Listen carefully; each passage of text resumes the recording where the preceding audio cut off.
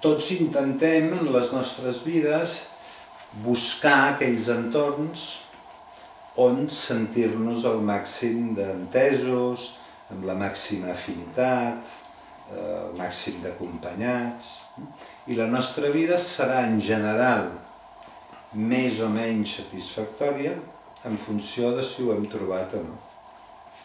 Si hem de viure en un lloc tota la vida amb la sensació de ser sol, únic, estrany, que tothom et veu com un bitxo raro, la vida et vinirà d'una manera, i si estàs en un lloc on et sents ben acompanyat i ben amb afinitat i de seguida clic, sintonitzes, clar, la cosa va molt diferent. Això és com en els matrimonis, si la parella s'enganxen per on t'has deixat el vas i per ja t'he dit que això allò i tot t'ho troben malament, doncs et vas posant de molt mal humor. Si en canvi la parella va cap a la mateixa direcció i tens la sensació que vas a una, doncs és molt diferent.